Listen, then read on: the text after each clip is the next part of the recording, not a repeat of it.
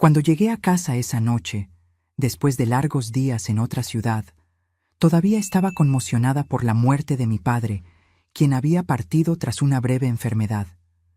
Pero nada podría haberme preparado para lo que me esperaba. Apenas crucé la puerta, oí golpes que venían del sótano, débiles, casi ahogados. Cuando bajé a ver qué era, encontré a mi esposo, Ricardo, casi sin vida, deshidratado, tembloroso y encadenado. Descubrí que había estado allí, preso durante 2 semanas. Pero lo peor estaba por venir. Cuando pregunté quién había hecho aquello, él susurró: «Adriana, nuestra hija». Entonces me congelé, pero yo le daría lo que se merece. Pero antes de continuar, revisa si ya estás suscrito al canal y escribe en los comentarios: ¿desde dónde estás viendo este video? Nos encanta saber hasta dónde están llegando nuestras historias. Después de 15 días fuera de casa, todo lo que quería era volver a la normalidad. El entierro de mi padre en Guadalajara había sido devastador. Un derrame cerebral fulminante se lo llevó sin darnos tiempo para despedidas. Como hija única, tuve que encargarme de todo: funeral, burocracia, su casa, las cuentas. Cada día lejos de Ricardo me dejaba más ansiosa. Mi esposo sufre de esclerosis múltiple desde hace 5 años. La enfermedad aún está en una etapa inicial, pero tiene días buenos y días malos. Necesita medicación regular y, ocasionalmente, ayuda para tareas básicas cuando los temblores empeoran. Adriana, nuestra hija de 34 años, se ofreció a quedarse con él mientras yo estaba fuera. «No te preocupes, mamá», me dijo cuando llamé desde el aeropuerto. «Papá está bien. Estamos viendo esos documentales aburridos de historia que tanto le gustan». Le creí, claro. ¿Por qué no lo haría? Durante la primera semana, hablábamos a diario. Ricardo parecía cansado en las videollamadas, pero lo atribuí al estrés de mi ausencia y a la progresión natural de su enfermedad. En la segunda semana, sin embargo, las llamadas empezaron a fallar. Mensajes cortos de Adriana: «Papá está descansando ahora. Tomó una pastilla para dormir. Mejor no molestar. Hoy fue un día difícil». Cuando intentaba hablar directamente con Ricardo, ella decía que estaba durmiendo o en la regadera. Al principio no sospeché. Estaba demasiado ocupada lidiando con el inventario de mi padre, firmando papeles, vendiendo lo que necesitaba ser vendido.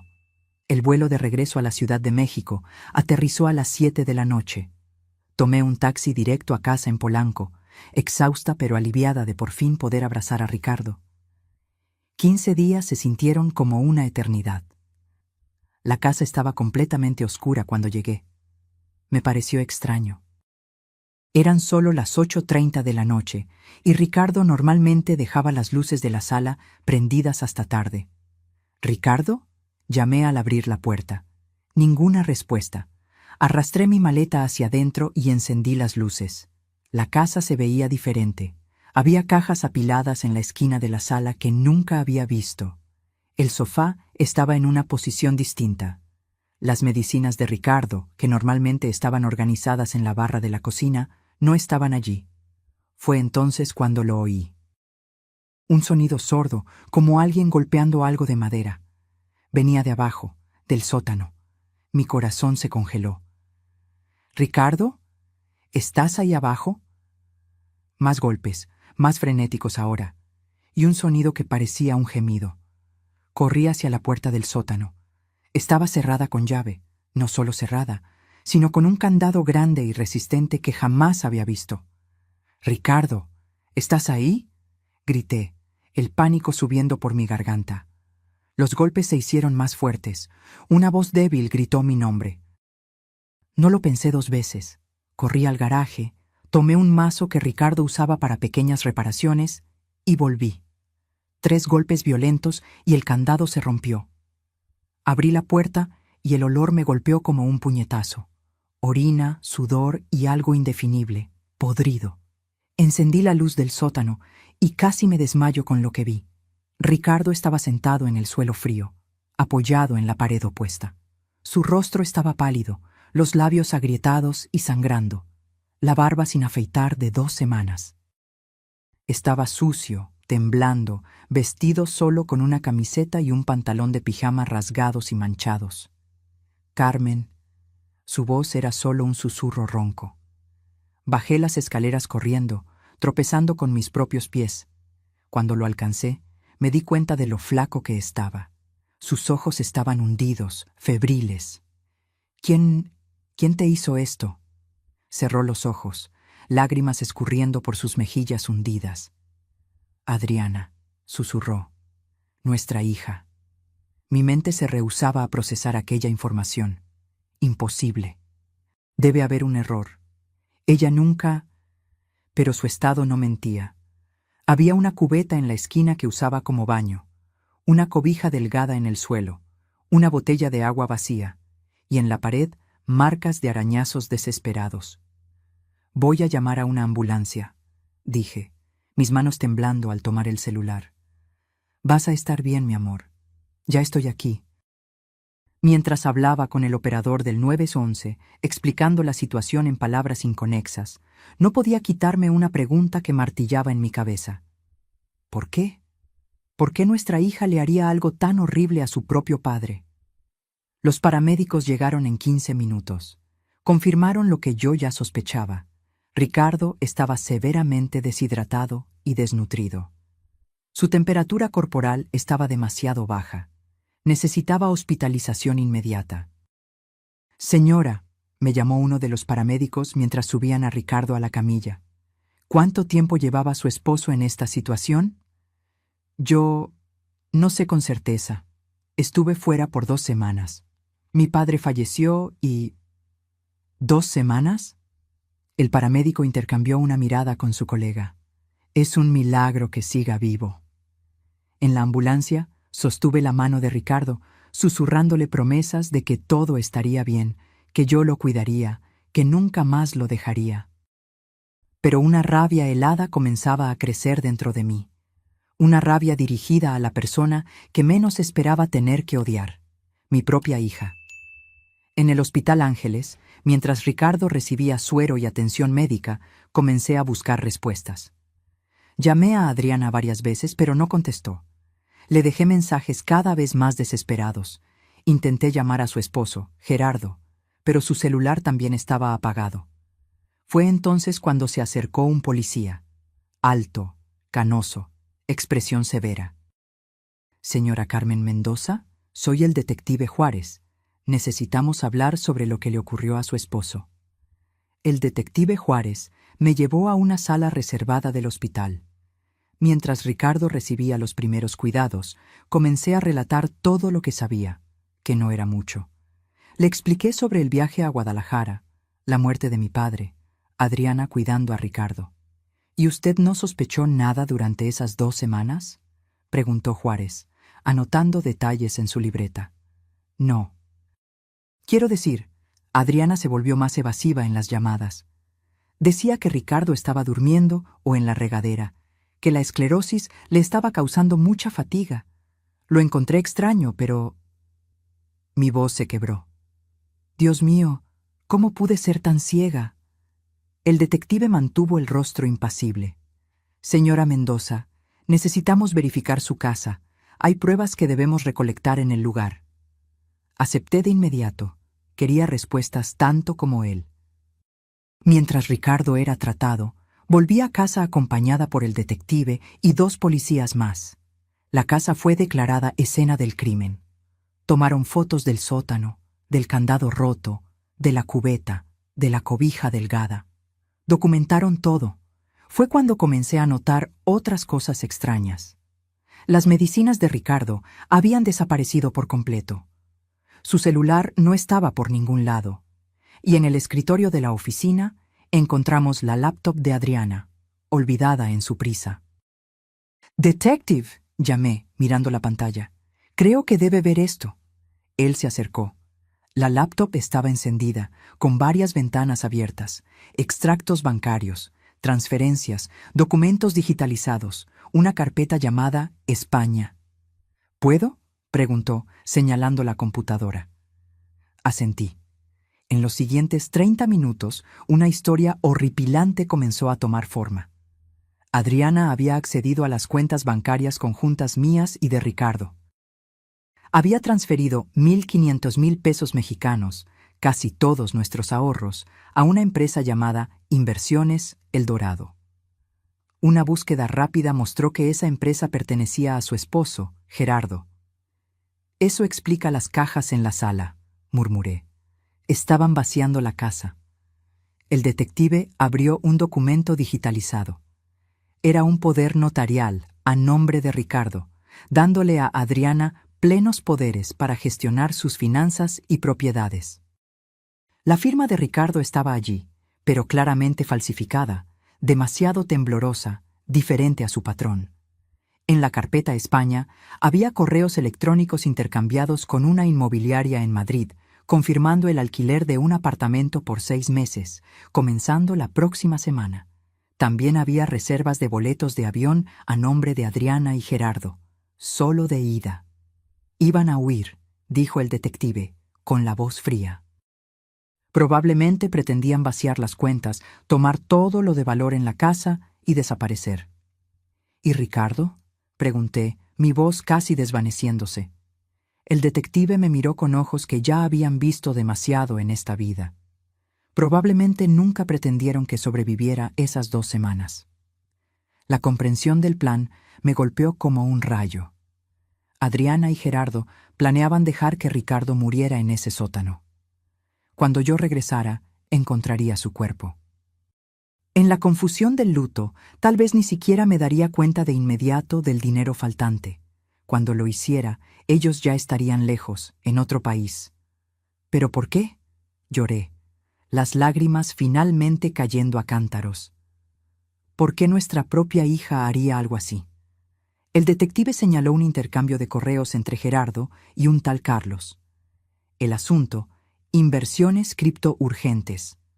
Por lo que estoy viendo, el esposo de su hija está metido en algún esquema. Probablemente perdió dinero en criptomonedas o alguna inversión de alto riesgo. Necesitaba dinero rápido para cubrir las pérdidas. Mientras buscábamos más, encontramos conversaciones en WhatsApp entre Adriana y Gerardo que el detective recuperó con una herramienta forense. Mensajes que confirmaban nuestros peores temores. No deja de preguntar por Carmen, se está poniendo agitado. Adriana, dale más de la pastilla para dormir. Mézclala con la poca agua. Gerardo, ¿y si se muere antes de que ella regrese? Adriana, mejor aún. Menos complicaciones. Gerardo, vomité en el baño después de leer aquello. Mi propia hija, dispuesta a matar a su padre por dinero. La niña que cargué en mi vientre por 9 meses, a quien enseñé a caminar, a quien le sequé las lágrimas cuando se caía y se lastimaba. ¿Cómo era esto posible? El detective Juárez llamó a la central y emitió una alerta de búsqueda para Adriana y Gerardo. Los encontraremos, prometió. Con estas pruebas no tienen a dónde huir.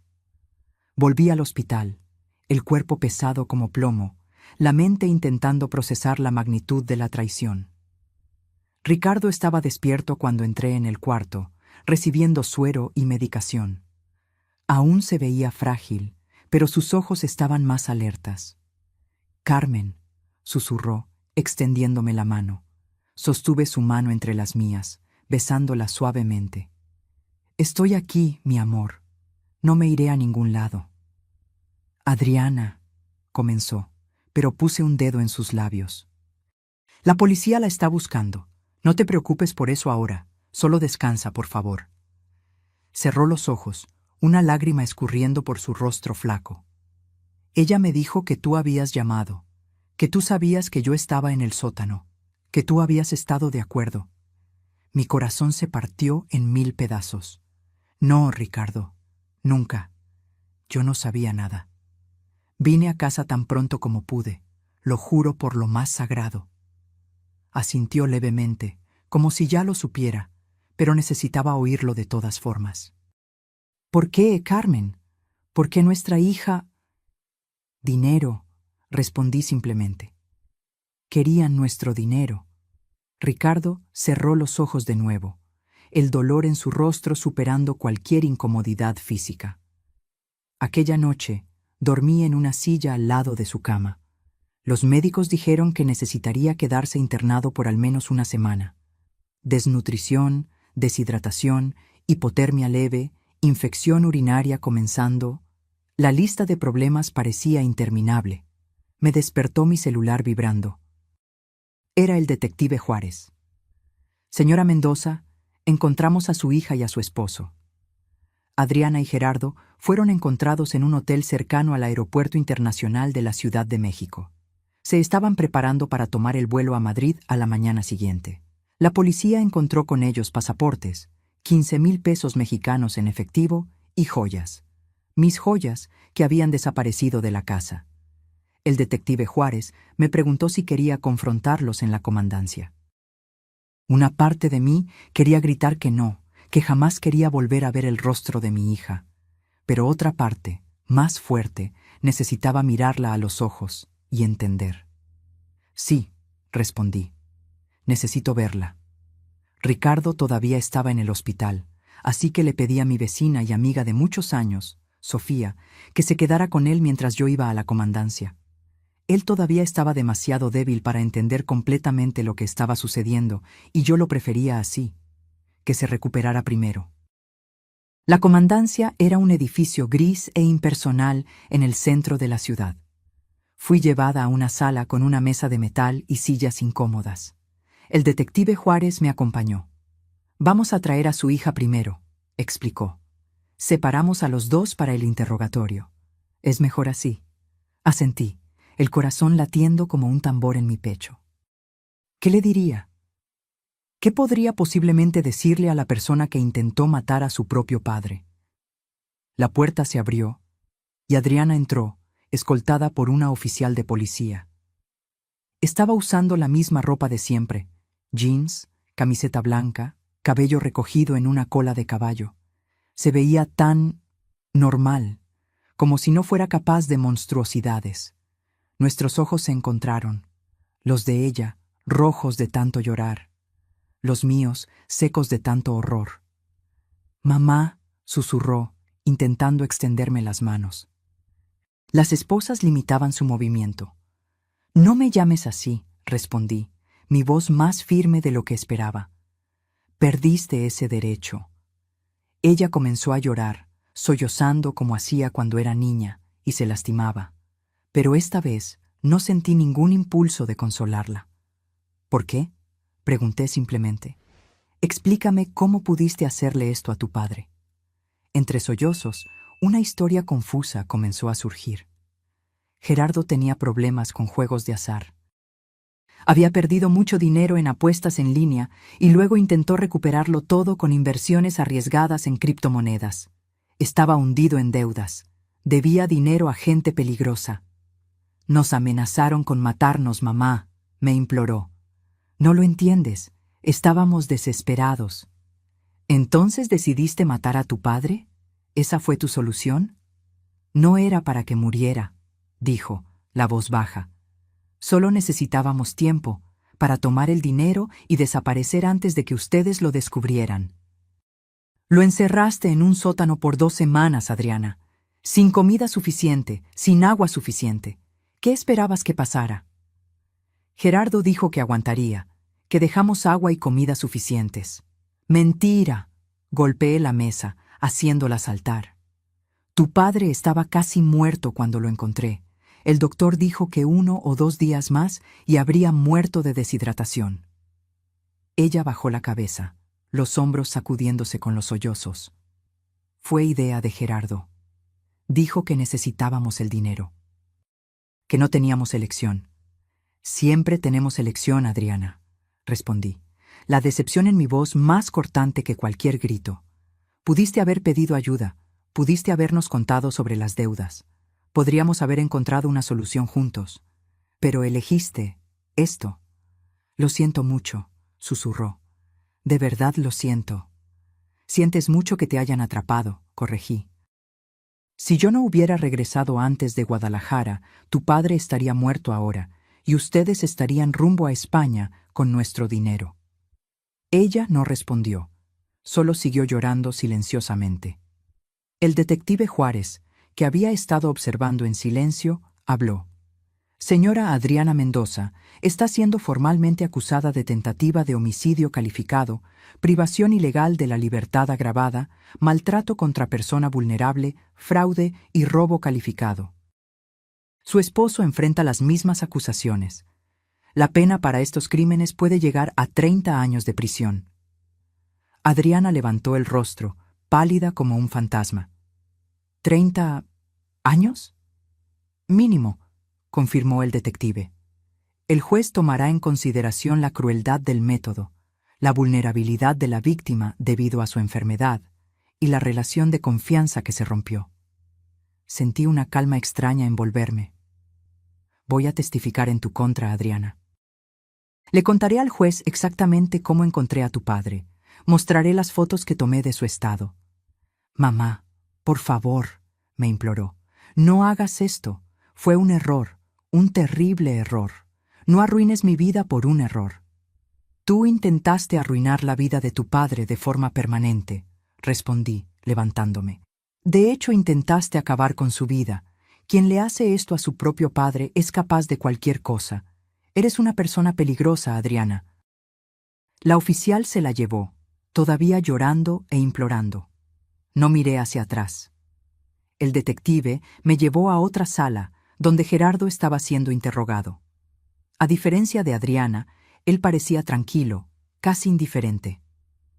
«Señora Carmen», me saludó cuando entré, como si estuviéramos en una reunión social. «Eres un monstruo», respondí simplemente. Él se encogió de hombros. «Negocios son negocios, nada personal. Intentar matar a mi esposo es muy personal para mí». Gerardo sonrió, una sonrisa fría que no llegaba a los ojos. Su hija inventó ese plan, ¿sabía? Ella sugirió encerrar a Ricardo en el sótano. Dijo que con la esclerosis múltiple, él no tendría fuerza para escapar. Mi sangre se heló. ¿Era mentira? ¿O Adriana era realmente la mente detrás de todo? Miré al detective, que negó con la cabeza levemente, como diciendo, no le crea. Ustedes dos son igualmente culpables a mis ojos, respondí finalmente. Y van a pagar por esto. Cada día de esas 2 semanas les costará años de sus vidas. Salí de la sala sintiéndome exhausta, como si hubiera envejecido décadas en pocas horas. El detective me acompañó hasta la salida. «Señora Mendoza, encontramos el dinero que transfirieron», me informó. «Está en una cuenta de la empresa de su yerno. Logramos congelar la cuenta a tiempo. Eventualmente, después del proceso, deberían recuperar gran parte». Era un pequeño consuelo, pero mejor que nada. Le agradecí y me dirigí al hospital para quedarme con Ricardo. Los días siguientes fueron un torbellino de actividades. Ricardo permaneció internado, recuperándose lentamente. Los médicos estaban preocupados por el impacto del confinamiento y la desnutrición en su esclerosis múltiple. El estrés extremo podría acelerar la progresión de la enfermedad. Mientras tanto, el proceso criminal contra Adriana y Gerardo seguía su curso. Permanecieron en prisión preventiva, considerados peligrosos y con riesgo de fuga. Un abogado se puso en contacto conmigo, ofreciendo sus servicios para representar a Ricardo como víctima en el proceso. Acepté de inmediato. Quería que pagaran por lo que hicieron. La audiencia de control de detención ocurrió 3 días después del arresto. Estuve presente, sentada al fondo de la sala, observando. Adriana parecía haber envejecido años. Sus ojos estaban hundidos, el cabello despeinado. Gerardo, al contrario, mantenía la postura arrogante, como si nada de aquello fuera realmente importante. El juez negó la fianza para ambos.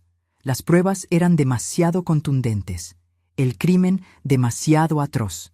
Permanecerían presos hasta el juicio. Mientras salía del tribunal, una reportera me abordó con un micrófono. «Señora Mendoza, ¿cómo se siente sabiendo que su propia hija intentó matar a su esposo?» Me detuve, mirando a la cámara por un momento. «¿Cómo cree que me siento?»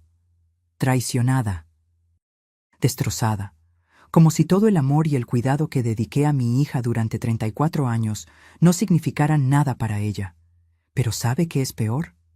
Ver a mi esposo, un hombre enfermo que solo necesitaba amor y cuidado, mirarme y preguntar por qué su hija quería que muriera. No tengo respuesta para eso. La reportera intentó hacer más preguntas, pero me alejé. No quería más exposición. Cuando volví al hospital, encontré a Ricardo despierto mirando por la ventana. Se veía mejor físicamente. La hidratación intravenosa y la alimentación balanceada ya hacían efecto. Pero sus ojos estaban vacíos, sin la luz que siempre los caracterizó, incluso después del diagnóstico de la esclerosis. «Hola», dije suavemente, sentándome al lado de su cama. «Hola», respondió, volteándose hacia mí. «¿Adriana? Va a seguir presa, ella y Gerardo. El juez negó la fianza». Asintió levemente, como si ya lo esperara. «¿Cuánto tiempo?» «Aún no sabemos». El abogado dice que, con todas las acusaciones, podrían ser de 20 a 30 años. Ricardo cerró los ojos, una lágrima solitaria escurriendo por su rostro. Nuestra hija, en la cárcel por décadas. ¿Cómo llegamos a este punto, Carmen? Sostuve su mano, apretándola suavemente. No sé, mi amor. Realmente no lo sé. Casi muero ahí abajo, susurró después de un largo silencio. Sabía que iba a morir. Los primeros días gritaba por auxilio, golpeaba la puerta hasta que mis manos sangraron. Después me debilitaba demasiado. El agua se acabó, la comida se acabó. Alucinaba, te veía entrando por la puerta, llamando mi nombre. Tragué el nudo en la garganta. Lamento no haber regresado antes. No es tu culpa, afirmó apretando mi mano. Me salvaste la vida, Carmen. Si hubieras llegado un día después. No pude contener las lágrimas. Abracé a Ricardo cuidadosamente, consciente de su fragilidad. Nunca más dejaré que te pase nada. Nunca más. Los médicos dieron de alta a Ricardo una semana después. Aún estaba débil. Necesitaba recuperar el peso perdido y recuperarse psicológicamente del trauma. Volvimos a casa, la misma casa donde casi muere, pero no teníamos otro lugar a donde ir. La primera noche fue la más difícil. Ricardo se rehusó a entrar al cuarto que compartíamos con Adriana. Improvisé una cama en la oficina, lejos del sótano, lejos de los recuerdos. No pude dormir. La casa parecía embrujada por los fantasmas de lo que había ocurrido. Con cada crujido de la madera, con cada ruido del viento, yo me despertaba sobresaltada, pensando que Adriana o Gerardo habían vuelto para terminar lo que comenzaron. Fue alrededor de las 3 de la mañana que encontré a Ricardo sentado en la sala, en la oscuridad, mirando una foto familiar en la pared. Los tres sonreíamos a la cámara frente a la playa de Cancún. Adriana con unos 15 años.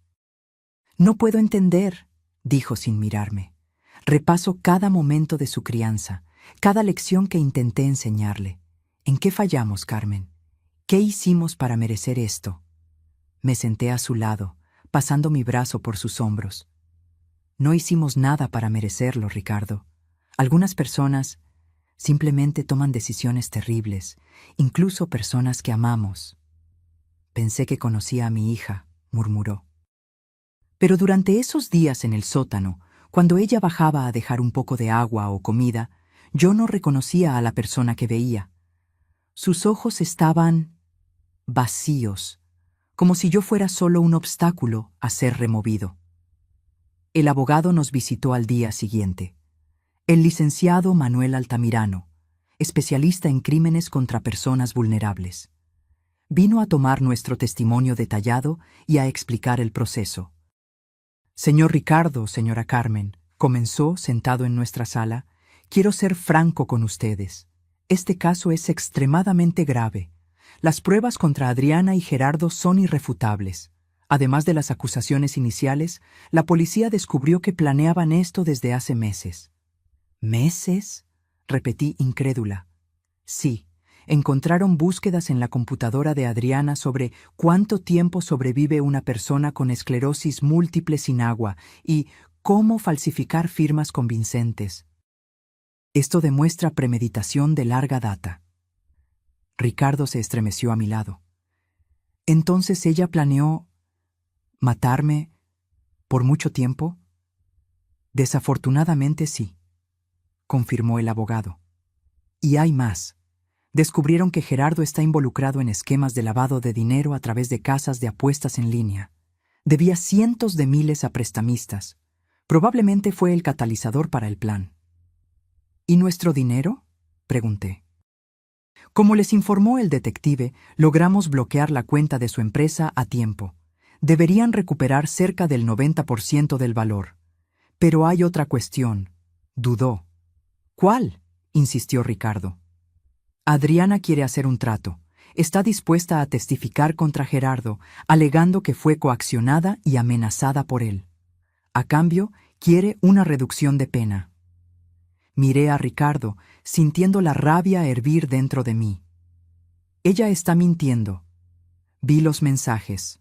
Ella participó activamente en el plan. El licenciado Altamirano asintió. Sí, y la fiscalía también lo sabe. Es improbable que acepten el trato en los términos que ella quiere. Pero pensé que debían saberlo. Ricardo permaneció en silencio por un largo momento. Quiero verla, dijo finalmente. Necesito mirarla a los ojos y preguntar, ¿por qué? La visita a la penitenciaría femenil de Santa Marta fue marcada para 2 semanas después. Ricardo aún estaba débil, pero insistió en que necesitaba hacerlo.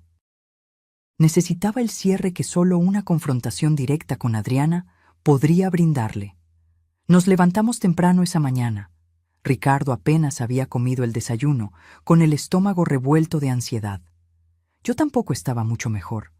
Como madre, jamás imaginé que visitaría a mi hija en una prisión. Como esposa, jamás pensé que estaría acompañando a mi esposo a confrontar a nuestra hija sobre un intento de asesinato. La penitenciaría estaba en las afueras de la ciudad, un complejo gris rodeado de muros altos y alambre de púas. Pasamos por el proceso de revisión e identificación, cada etapa acercándonos al momento que tanto temíamos como anhelábamos. ¿Estás seguro de que quieres hacer esto?, le pregunté a Ricardo mientras esperábamos en la sala de visitas.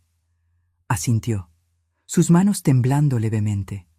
No sé si por los síntomas de la esclerosis o por el nerviosismo. Necesito entender, Carmen. Necesito mirarla a los ojos. La puerta al otro lado de la sala se abrió y Adriana entró, escoltada por una agente penitenciaria.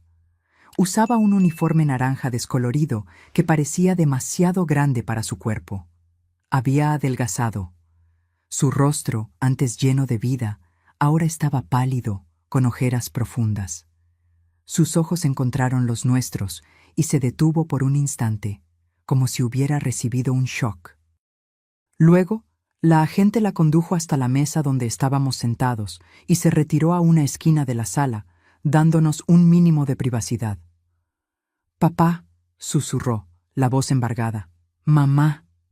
Ricardo la encaró y vi su expresión endurecerse. Toda la compasión que normalmente cargaba en sus ojos se había disipado. «¿Por qué?», preguntó simplemente. Directo, sin preámbulos. Adriana bajó la cabeza, lágrimas ya escurriendo por su rostro. Yo no sé cómo explicar. «Inténtalo», insistí, mi voz más firme de lo que esperaba. «Se lo debes a tu padre». Ella levantó los ojos, pasando el dorso de la mano por el rostro para secar las lágrimas. Todo fue culpa de Gerardo. Él me manipuló, me presionó. No, Ricardo la interrumpió. No quiero oír esa historia. Vi los mensajes, Adriana. No fuiste manipulada, participaste activamente. Ella se mordió el labio, más lágrimas cayendo. Ustedes no entienden. Él me amenazaba. Decía que si no ayudaba, haría algo peor. ¿Peor que intentar matar a tu propio padre?, pregunté, incrédula. ¿Que encerrarlo en un sótano por 2 semanas, sabiendo que estaba enfermo, sabiendo que necesitaba medicación regular? Las deudas, comenzó, pero la detuve con un gesto brusco. Las deudas se pagan trabajando honestamente. no intentando matar a tus padres para robar sus ahorros, repliqué. Y no me vengas con esa historia de amenazas. Pudiste habernos contado, pudiste haber buscado a la policía. Había 1000 opciones antes de esto. Ricardo se inclinó sobre la mesa, mirando directamente a sus ojos. Quiero que me digas la verdad, Adriana. Una vez en la vida, sé honesta. ¿Por qué? El silencio se extendió entre nosotros, pesado como plomo. Finalmente, Adriana soltó un suspiro tembloroso. El dinero, admitió, la voz casi inaudible. Necesitábamos el dinero. Gerardo debía mucho a gente peligrosa. Apuestas, deudas de juego, inversiones fracasadas. Nos amenazaron con matarlo. Matarnos a los dos. ¿Y tu solución fue intentar matarme? La voz de Ricardo estaba tranquila, lo que la hacía aún más aterradora. No era para que murieras, insistió, mirándonos a ambos. Juro que no. Era solo para que estuvieras, fuera del camino por un tiempo, hasta que consiguiéramos el dinero y saliéramos del país. Adriana, dije pausadamente, controlando la rabia que hervía dentro de mí. Tu padre estuvo encerrado en ese sótano por casi 2 semanas. Sin comida suficiente, sin agua suficiente, sin sus medicinas para la esclerosis. Los médicos dijeron que 1 o 2 días más y habría muerto de deshidratación o hipotermia. Yo dejé agua y comida, protestó. Al principio yo bajaba todos los días. ¿Y después? Preguntó Ricardo. Ella bajó la mirada. Gerardo dijo que era demasiado arriesgado bajar todos los días, que alguien podría ver, desconfiar. Entonces, pasé a ir solo de vez en cuando. Cuando me encontraron, Ricardo dijo lentamente, no había comido en 3 días, no había bebido agua en casi 2. Estaba delirando. Sabía que iba a morir ahí. Adriana sollozó, escondiendo el rostro entre las manos.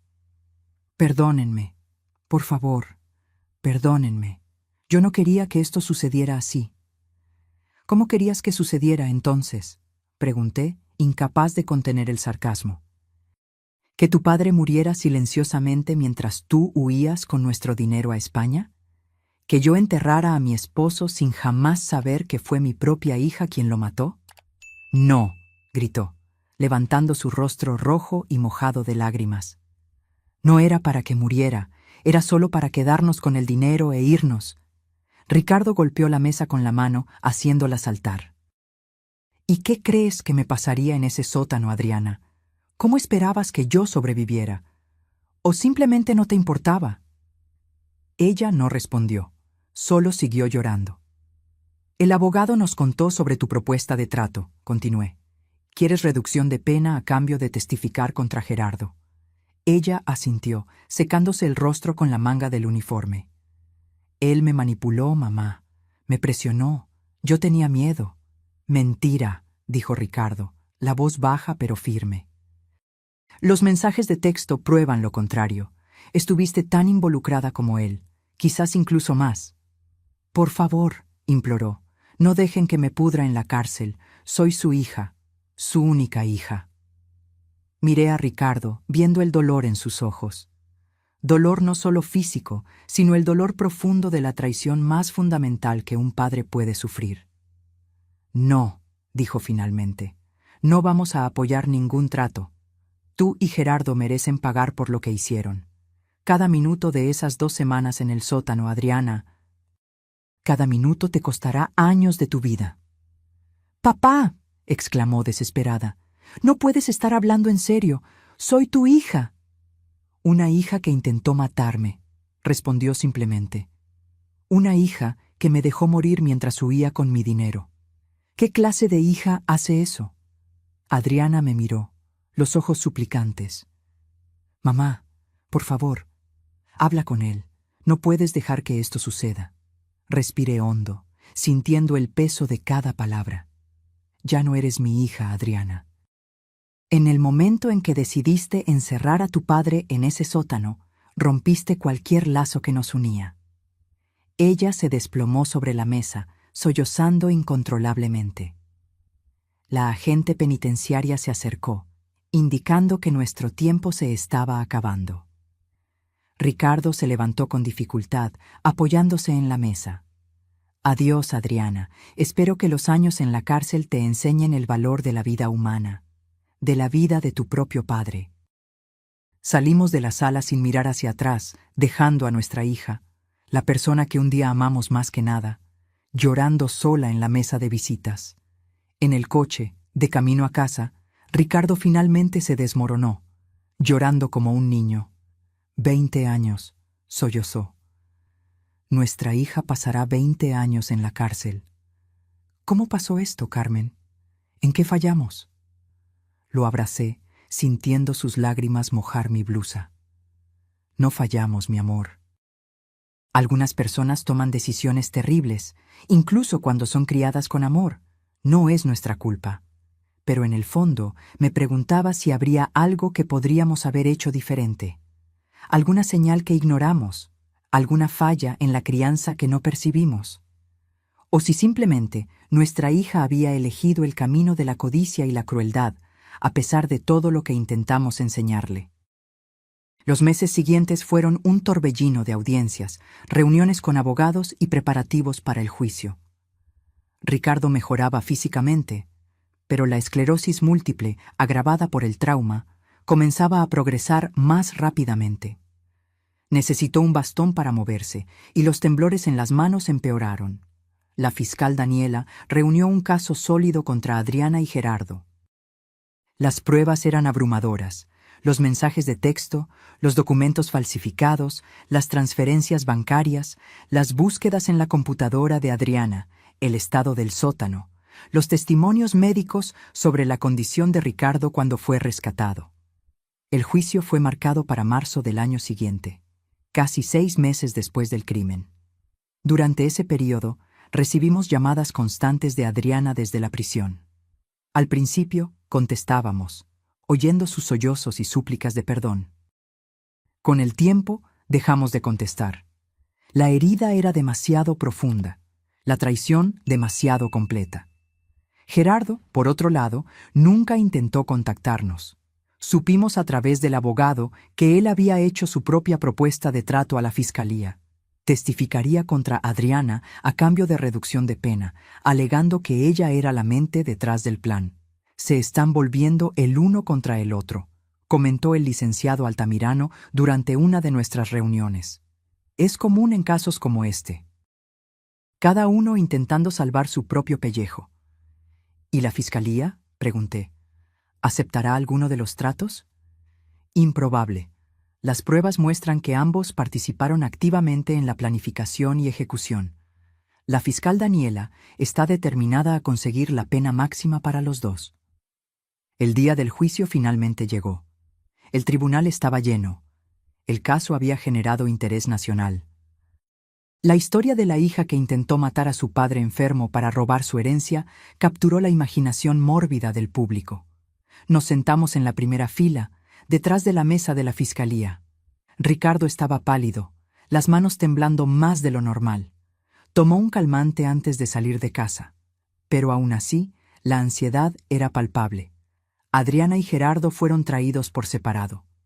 Ya no estaban juntos. El abogado nos informó que Gerardo había solicitado el divorcio mientras estaban presos. Cada uno con su abogado se sentaron en lados opuestos de la sala, evitando mirarse el uno al otro. La jueza Jimena Sandoval, una mujer de mediana edad con expresión severa, abrió la sesión. La fiscal Daniela hizo su declaración inicial, detallando el crimen en términos claros e impactantes. Señora jueza, este caso representa una de las formas más atroces de traición familiar. Los acusados no solo planearon robar los ahorros de toda una vida del matrimonio Mendoza, sino que deliberadamente encerraron al señor Ricardo, quien sufre de esclerosis múltiple, en un sótano oscuro e insalubre por casi 2 semanas, con la intención de que no sobreviviera hasta el regreso de su esposa. Mientras ella hablaba, vi a Adriana llorando silenciosamente. Gerardo permanecía impasible, casi aburrido. Las pruebas demostrarán, sin sombra de duda, que este plan fue meticulosamente elaborado por los dos acusados, con clara premeditación, explotando la vulnerabilidad de la víctima debido a su enfermedad y aprovechándose de la ausencia de la señora Carmen, quien estaba cuidando a su padre fallecido en otra ciudad. Los abogados de la defensa hicieron sus propias declaraciones.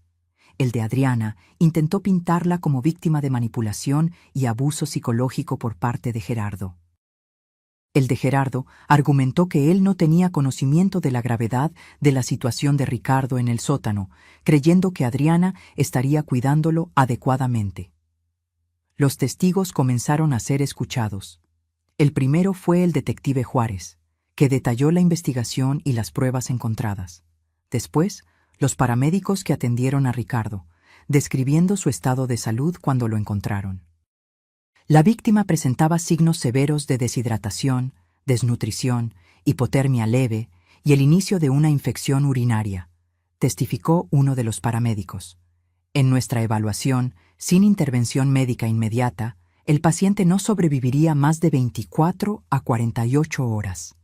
El doctor Rubén del hospital que atendió a Ricardo también testificó, confirmando el diagnóstico y añadiendo que el trauma físico y psicológico había acelerado significativamente la progresión de la esclerosis múltiple. El estrés extremo y prolongado, combinado con la desnutrición y deshidratación, causó daños neurológicos adicionales, explicó el doctor Rubén.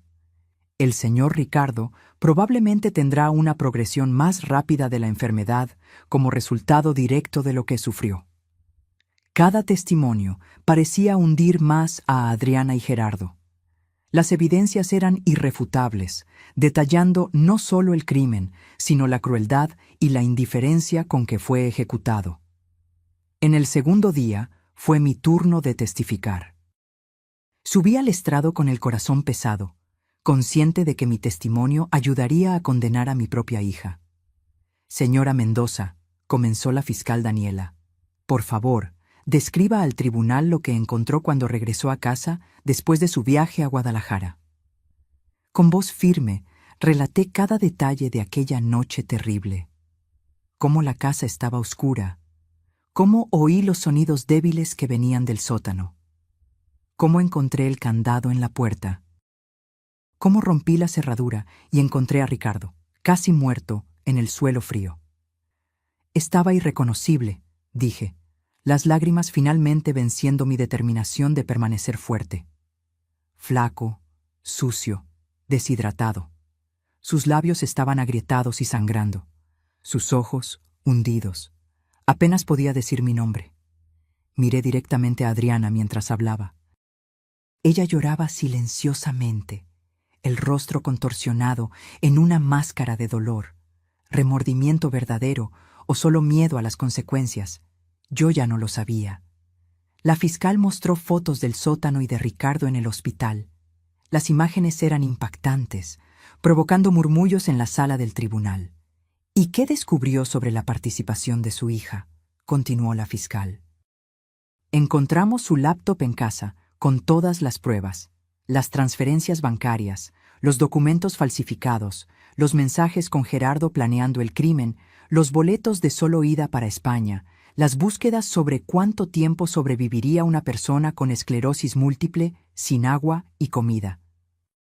May, en el contrainterrogatorio, el abogado de Adriana intentó hacerme admitir que ella pudo haber actuado bajo coacción, que quizás había señales de abuso en su relación con Gerardo que yo habría ignorado. Señora Mendoza, ¿notó algún cambio en el comportamiento de su hija en los meses anteriores al incidente? ¿Señales de que podría estar sufriendo presión o abuso? No, respondí firmemente. Adriana siempre pareció feliz y satisfecha en su matrimonio. Nunca demostró miedo de Gerardo o dio cualquier indicación de que estuviera siendo coaccionada. Por el contrario, en los mensajes que encontramos, ella era frecuentemente la que tomaba la iniciativa en las decisiones. El abogado de Gerardo intentó un enfoque diferente, sugiriendo que yo podría estar exagerando la gravedad de la situación debido al shock y al trauma. Señora Mendoza, ¿es posible que, en su estado emocional alterado al encontrar a su esposo, haya interpretado la situación como peor de lo que realmente era? La fiscal Daniela Se levantó de inmediato.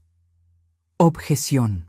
La testigo está relatando hechos objetivos corroborados por evidencia fotográfica y testimonios médicos. Objeción aceptada, respondió la jueza Sandoval. Abogado, restrínjase a los hechos. Cuando bajé del estrado, sentí un alivio momentáneo. Había hecho mi parte para asegurar justicia para Ricardo.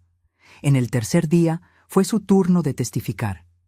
Debido a su condición de salud, la jueza permitió que permaneciera sentado e hiciera pausas cuando fuera necesario.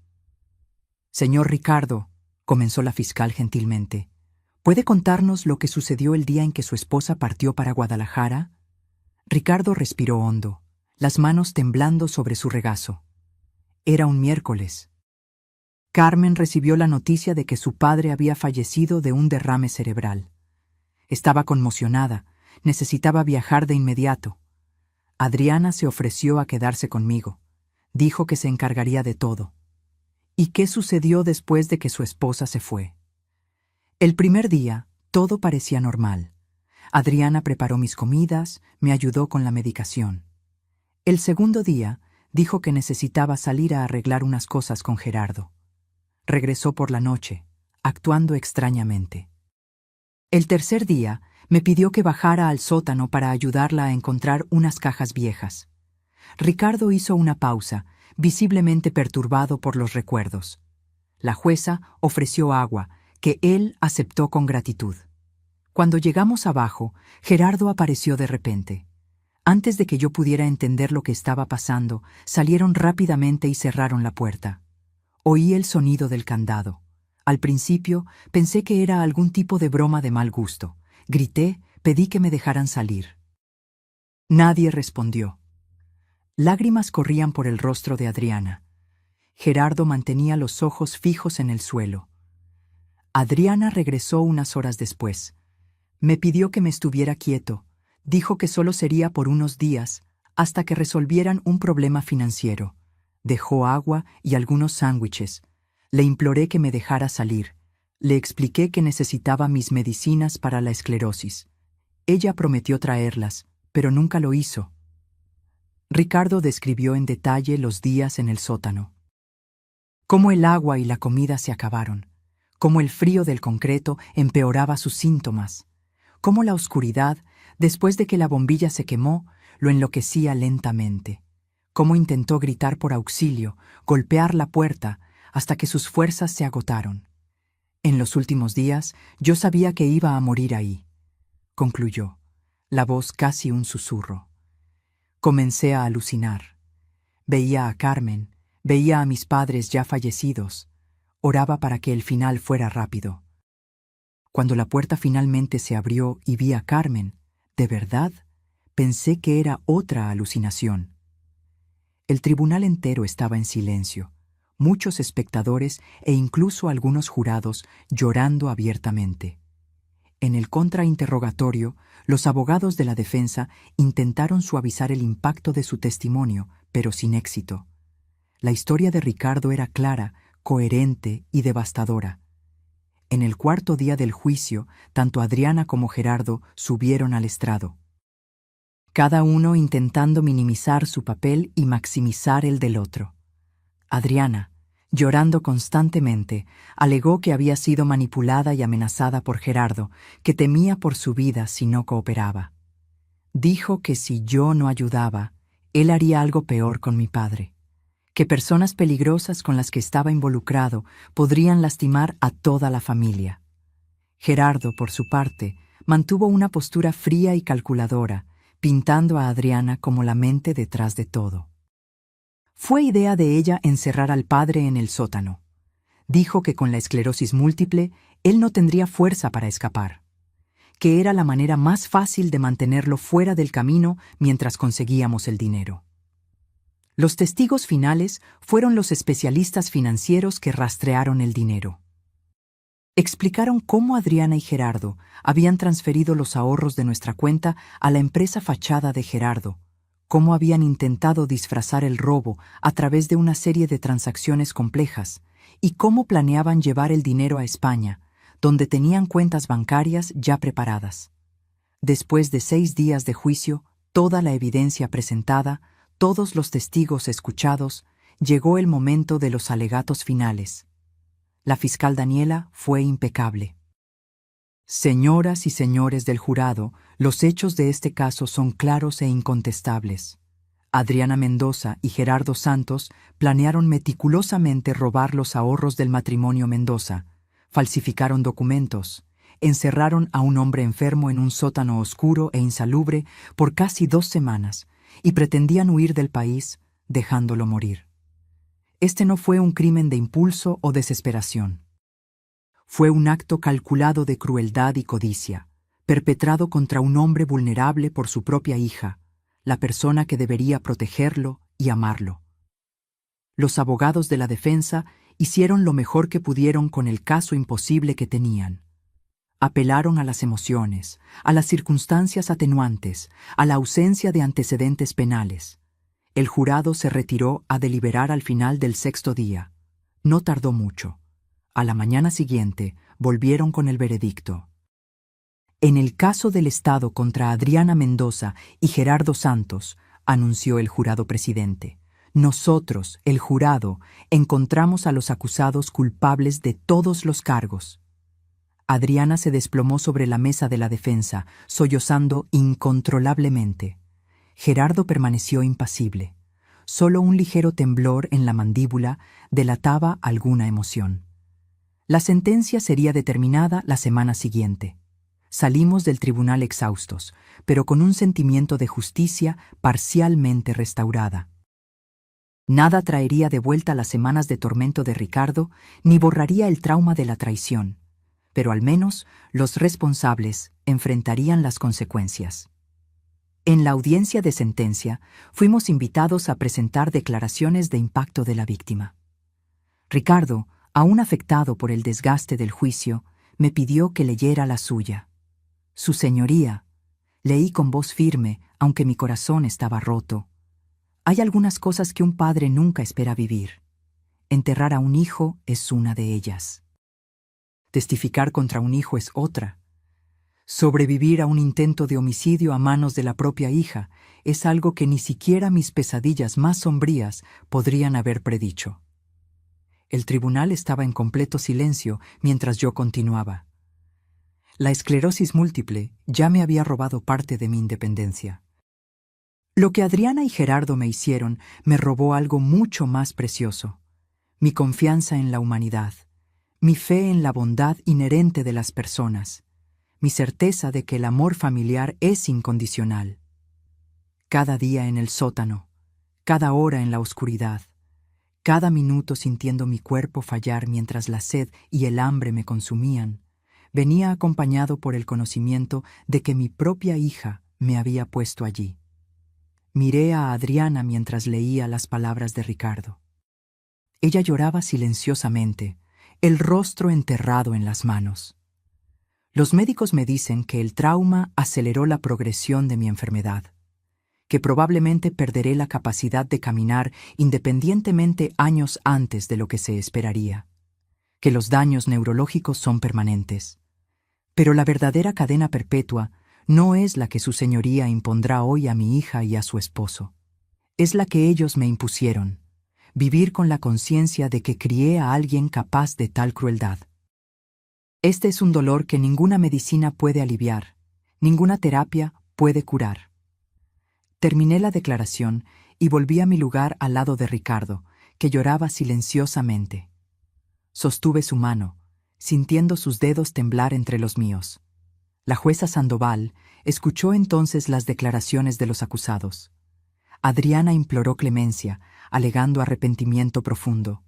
Gerardo, sorprendentemente, admitió culpa total, contradiciendo su postura durante todo el juicio. «Me perdí en la codicia», dijo él, la voz quebrándose por primera vez. «Arrastré a Adriana conmigo. La culpa es mía». ¿Un intento de última hora para protegerla? ¿O remordimiento genuino? Era imposible saberlo. La jueza consideró todo por unos momentos y luego profirió la sentencia. Adriana Mendoza, Gerardo Santos, han sido encontrados culpables de tentativa de homicidio calificado, privación ilegal de la libertad con agravante de víctima vulnerable, fraude calificado, falsificación de documentos y asociación delictuosa. Estos crímenes, por sí solos, ya serían graves, pero la naturaleza de su relación con la víctima los vuelve particularmente atroces. Ella miró directamente a Adriana. Señorita Mendoza, al traicionar la confianza fundamental entre padre e hija, usted violó no solo la ley, sino los principios básicos de la humanidad. Su padre, una persona vulnerable debido a su condición de salud, confiaba en que usted lo protegería. En su lugar, usted lo sometió a un sufrimiento cruel e innecesario por ganancia financiera. Volviéndose hacia Gerardo, continuó: Señor Santos, su codicia e indiferencia por la vida humana son igualmente perturbadoras. Aunque no tenía la misma obligación filial para con la víctima, usted participó activamente en un plan que pudo, y casi, resultó en la muerte de un hombre enfermo e indefenso. La jueza respiró hondo antes de anunciar: Considerando la gravedad de los crímenes, la evidente premeditación, la vulnerabilidad de la víctima y la naturaleza de la relación familiar, este tribunal sentencia a Adriana Mendoza a 25 años de reclusión en régimen de prisión. Gerardo Santos es sentenciado a 28 años de reclusión en régimen de prisión, con el agravante de ser el principal beneficiario financiero del esquema criminal. Adriana soltó un grito ahogado. 25 años. Estaría cerca de los 60 años cuando saliera de la cárcel. Además de las penas de reclusión, continuó la jueza, los acusados son condenados a pagar indemnización por daños morales y materiales por el monto de 500,000 pesos mexicanos al señor Ricardo Mendoza, además de la restitución integral de los valores sustraídos. El martillo golpeó, cerrando formalmente el caso. Los oficiales se acercaron para conducir a Adriana y Gerardo de vuelta a la prisión. ¡Papá! ¡Mamá!, gritó Adriana, desesperada, mientras era llevada. ¡Por favor! ¡No me dejen pasar 25 años allá adentro! ¡Por favor! Ricardo no miró hacia atrás. Con dificultad, apoyándose pesadamente en su bastón, se levantó y caminó hacia la salida. Lo seguí de cerca, dándole apoyo físico y emocional.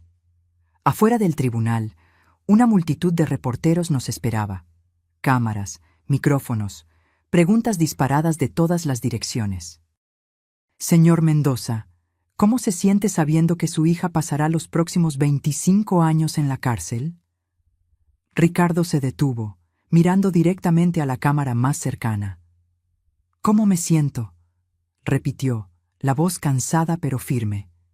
Siento que se ha hecho justicia, que las decisiones tienen consecuencias, que ni siquiera los lazos familiares pueden justificar lo que se me hizo. Hizo una pausa, lágrimas brillando en sus ojos. Pero también siento una tristeza profunda por saber que la persona que crié, a quien dediqué amor y cuidado durante décadas, fue capaz de tal crueldad. Esa es una herida que nunca cicatrizará completamente. Los meses siguientes al juicio trajeron una nueva normalidad a nuestras vidas. Una normalidad que nunca imaginamos vivir. Sin Adriana, con Ricardo necesitando cuidados cada vez más intensivos, y con la sensación constante de que nuestra familia había sido irremediablemente rota. Logramos recuperar gran parte del dinero que había sido robado, gracias al rápido trabajo de la policía al congelar las cuentas. La indemnización por daños morales se pagaría poco a poco, probablemente a través de cualquier ingreso que Adriana y Gerardo tuvieran en prisión, lo que significaba que veríamos muy poco de eso. Pero el dinero era el menor de los problemas ahora. La condición de Ricardo empeoró más rápidamente de lo que los médicos habían previsto inicialmente. 6 meses después del juicio, ya necesitaba una silla de ruedas para distancias mayores. Sus temblores empeoraron, haciendo difícil incluso sostener un tenedor o cepillarse los dientes sin ayuda. Comencé a trabajar medio tiempo para poder cuidarlo, contratando también a una enfermera que venía 3 veces por semana. La casa donde vivíamos, la misma donde Ricardo había sido mantenido prisionero, se convirtió en un recordatorio constante del trauma. Cada vez que él miraba hacia la puerta del sótano, yo podía ver el miedo en sus ojos. Decidimos mudarnos. Vendimos la casa por un precio por debajo del mercado. Nadie quería comprar un inmueble que había sido escenario de un crimen tan notorio. Y compramos un apartamento en planta baja, adaptado para silla de ruedas, en un barrio tranquilo más alejado del centro. En el nuevo hogar, intentamos reconstruir algún tipo de normalidad. Establecimos nuevas rutinas, hicimos nuevos amigos, buscamos terapia para lidiar con el trauma. A veces, en medio de la noche, Ricardo aún se despertaba gritando, reviviendo aquellos días oscuros en el sótano. Yo lo abrazaba hasta que los temblores pasaban, hasta que su respiración volvía a la normalidad, susurrándole al oído que estaba seguro, que yo nunca más lo dejaría. Las cartas comenzaron a llegar cerca de un año después del juicio. Cartas de Adriana, de la Penitenciaría Femenil de Santa Marta. Al principio, las tiré a la basura sin abrirlas. No quería leer sus disculpas, sus justificaciones, su arrepentimiento tardío. Ricardo tampoco quiso saber de ellas. Hasta que un día, casi 2 años después de lo ocurrido, llegó una carta diferente. No era de Adriana, sino sobre ella, de la directora de la penitenciaría. Estimado señor y señora Mendoza, les escribo para informarles que su hija, Adriana Mendoza, ha sido diagnosticada con cáncer de ovario en etapa avanzada. El diagnóstico fue confirmado después de que presentara síntomas severos en las últimas semanas. Los médicos estiman que le quedan entre 6 meses y 1 año de vida. Adriana ha solicitado permiso para verlos. Entiendo la complejidad de la situación y el trauma que su familia experimentó. Respeto totalmente si desean mantener la distancia. No obstante, como directora de esta institución por más de 20 años, he presenciado situaciones similares y sé que, a veces, un último encuentro puede traer algún tipo de cierre para todas las partes involucradas. Si desean más información o discutir esta posibilidad, por favor, pónganse en contacto con nuestro departamento social. Atentamente, doctora Marcia Oliveira, directora de la Penitenciaría Femenil de Santa Marta. Leí la carta a Ricardo esa noche, después de la cena. Él se quedó en silencio por un largo tiempo, mirando hacia el horizonte a través de la ventana de nuestra sala. Cáncer, murmuró finalmente. Tiene 23 años de condena por delante y ahora tal vez no viva ni uno más. ¿Qué quieres hacer?, pregunté suavemente. Él giró la silla de ruedas para mirarme, sus ojos reflejando una mezcla compleja de emociones: rabia, tristeza, confusión y, sorprendentemente, algo que parecía compasión. No sé, Carmen. Una parte de mí dice que es solo justicia poética, que merece sufrir como me hizo sufrir. Otra parte, su voz falló. Otra parte recuerda a la niñita de 5 años que sostenía mi mano en el parque, que decía que yo era su superhéroe. Me arrodillé al lado de su silla, sosteniendo sus manos temblorosas. Cualquiera que sea tu decisión, estaré a tu lado. Pasamos semanas discutiendo, reflexionando. Ricardo habló largamente con su terapeuta sobre el asunto. Leí más cartas de Adriana, que ahora mencionaban su enfermedad, su miedo, su deseo de ver a sus padres una última vez. Al final, la decisión fue de Ricardo. En una mañana lluviosa de abril, casi 3 años después del crimen, condujimos hasta la penitenciaría. El procedimiento para entrar ya era familiar: identificación, revisión, escolta hasta la sala de visitas. Pero esta vez, la persona que esperábamos ver era casi irreconocible. Adriana estaba flaca, muy flaca. Su cabello, antes largo y brillante, estaba corto y ralo, evidencia de la quimioterapia. Su piel tenía un tono amarillento, los ojos hundidos en ojeras profundas. Parecía haber envejecido décadas en solo 3 años. «Papá», susurró cuando Ricardo entró en su silla de ruedas. «Mamá». Nos sentamos en lados opuestos de la mesa, un silencio pesado entre nosotros. ¿Qué se le dice a la hija que intentó matarte, que ahora está muriendo? «Gracias por venir», comenzó, la voz débil. Sé que no lo merezco. Ricardo la estudió por un largo momento. ¿Por qué pediste vernos, Adriana? Ella respiró hondo, una respiración que parecía causarle dolor. Porque estoy muriendo. Y no quiero morir cargando todo este peso sin al menos intentar explicar, sin al menos decir personalmente cuánto me arrepiento. El arrepentimiento no cambia lo que pasó, respondí, más duramente de lo que pretendía. Lo sé. Ella asintió, lágrimas silenciosas escurriendo por su rostro demacrado. Nada de lo que diga o haga puede cambiar lo que hice. No estoy pidiendo perdón. Solo comprensión, tal vez. Ricardo se inclinó ligeramente hacia adelante. Entonces explícanos, Adriana. Ayúdanos a entender cómo nuestra hija se convirtió en alguien capaz de hacer lo que hiciste. Ella se secó las lágrimas con la manga del uniforme penitenciario, ahora demasiado ancho para su cuerpo que se consumía. Comenzó con pequeñas mentiras, dijo. Gerardo perdiendo dinero en apuestas. Yo encubriéndolo, escondiéndoles la verdad a ustedes. Luego, las deudas crecieron. Él comenzó a involucrarse con gente peligrosa. Traficantes, prestamistas. Hizo una pausa, su respiración difícil. Un día lo encontré buscando países sin tratados de extradición. Me aterroricé. Él dijo que necesitábamos dinero, mucho dinero, rápido. Sugirió robar un banco, secuestrar a alguien para pedir rescate. Ideas locas, desesperadas. Miró directamente a Ricardo, sus ojos rojos fijos en los de él. Fue entonces cuando pensé en ustedes, en el dinero de los ahorros, en la casa liquidada. Era una cantidad que podría resolver los problemas de Gerardo. Comencé a imaginar cómo conseguir acceso. La idea del sótano surgió cuando supe que mamá tendría que viajar para cuidar al abuelo. Bajó la cabeza, avergonzada.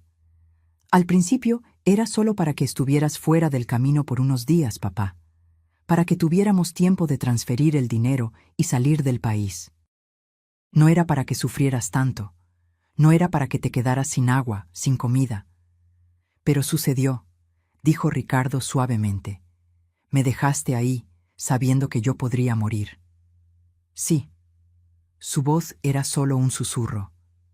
Cuando me di cuenta de cuánto estabas sufriendo, ya era demasiado tarde. No podíamos simplemente liberarte. Nos denunciarías. Entonces, continué, cada día se hacía más fácil ignorar tus súplicas, ignorar lo que estábamos haciendo. ¿Cómo puede una hija hacerle eso a su propio padre?, pregunté, la incomprensión aún atormentándome después de tantos años. Adriana levantó los ojos, rojos de lágrimas. No tengo una respuesta que tenga sentido, mamá. Creo que eso es lo que más me asusta. ¿Cómo pude transformarme en ese monstruo? ¿Cómo pude justificar aquellas acciones? Es como si, por algún tiempo, me hubiera convertido en otra persona. Alguien que no reconozco. Ricardo se quedó en silencio por un largo tiempo, solo observando a su hija. Luego, para mi sorpresa, extendió su mano temblorosa sobre la mesa. Adriana la miró, choqueada, antes de colocar hesitantemente su propia mano, fría y flaca, sobre la de él. Tengo una pregunta, dijo, y quiero que me la respondas con total honestidad. Ella asintió, nerviosa. Si pudieras volver en el tiempo, ¿aún harías lo mismo? La pregunta flotó en el aire por varios segundos. Adriana cerró los ojos, lágrimas corriendo libremente. No, respondió con convicción. Preferiría haber muerto a manos de esos acreedores que hacer lo que les hice a ustedes, a los dos. Ricardo apretó ligeramente su mano. Te creo. No eran palabras de perdón, no exactamente, pero había en ellas un reconocimiento de la humanidad que le quedaba a Adriana, a pesar de todo. Hablamos por una hora más. Sobre su vida en prisión, sobre su tratamiento para el cáncer, limitado, dadas las circunstancias, sobre Gerardo, quien había sido transferido a otra penitenciaría después de un conflicto con otros internos. Cuando el tiempo terminó, Adriana nos miró con una intensidad desesperada. ¿Puedo preguntar una cosa? Asentimos. ¿Volverán? Antes de que yo me vaya. Ricardo y yo intercambiamos miradas. No habíamos discutido eso aún. Volveremos, respondió Ricardo, para mi sorpresa. No prometemos perdón, Adriana, pero no te dejaremos pasar por esto sola. Ella sollozó, cubriendo su rostro con las manos. Gracias. No lo merezco, pero gracias. A la salida de la penitenciaría, sentados en el coche, le pregunté a Ricardo por qué había prometido volver. Porque, respondió lentamente, a pesar de todo, ella sigue siendo nuestra hija, y porque cargo suficiente rabia y rencor para una vida. No quiero cargar también el peso de haberla abandonado en sus últimos momentos. Adriana falleció 8 meses después. Estuvimos con ella en sus últimos días, llevándole fotografías antiguas, contándole historias de su infancia, trayendo un poco de consuelo a sus momentos finales. No la perdonamos completamente. Algunas heridas son demasiado profundas para sanar totalmente. Pero encontramos una forma de paz, una aceptación de lo que había sucedido y una manera de seguir adelante. El funeral fue pequeño. Solo nosotros dos y algunos funcionarios de la penitenciaría que le habían tomado afecto durante su tiempo allí. Gerardo no asistió, aunque había recibido autorización. Ricardo, ahora casi completamente dependiente de la silla de ruedas, arrojó un puñado de tierra sobre el ataúd. «Adiós, hija», susurró, «que encuentres la paz que no pudiste encontrar aquí». Hoy, 5 años después de aquellas terribles 2 semanas en el sótano, todavía estamos reconstruyendo nuestras vidas. La esclerosis múltiple de Ricardo ha progresado significativamente.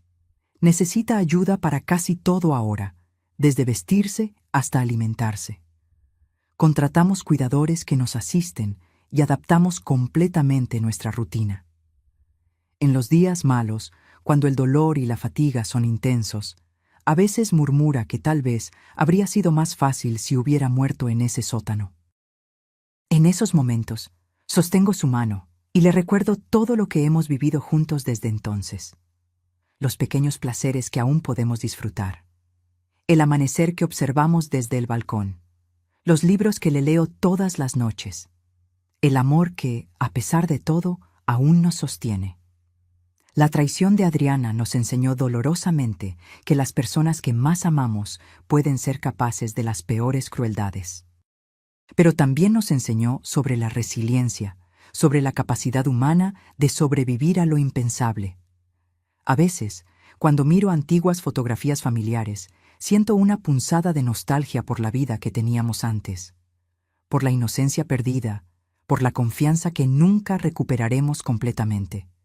Pero luego, miro a Ricardo, a su fuerza silenciosa ante todo lo que enfrentó, y siento una nueva forma de amor crecer, más sabio, más cauteloso, quizás, pero también más profundo. Nuestra historia no termina con un final feliz de cuento de hadas. Termina con la cruda realidad de vidas para siempre alteradas por decisiones terribles. Pero también termina con la determinación de encontrar significado incluso en las peores circunstancias, de nunca permitir que la crueldad de otros defina quiénes somos, de amar, a pesar de todo, porque al final es solo eso lo que realmente importa. Hoy, cuando los amigos preguntan cómo logramos seguir adelante después de todo lo que pasamos, digo simplemente que aprendimos la diferencia entre justicia y venganza. Justicia fue ver a Adriana y Gerardo enfrentar las consecuencias de sus actos. Venganza habría sido permitir que el odio por ellos consumiera el resto de nuestras vidas. Elegimos la vida. Imperfecta, dolorosa a veces, pero nuestra. Y en esa elección encontramos nuestra propia forma de liberación. Ahora, si te gustó esta historia, haz clic en suscribirse y dime en los comentarios qué parte te dejó con la boca abierta. Y no olvides hacerte miembro para tener acceso a videos exclusivos que no subo aquí. Te espero allá.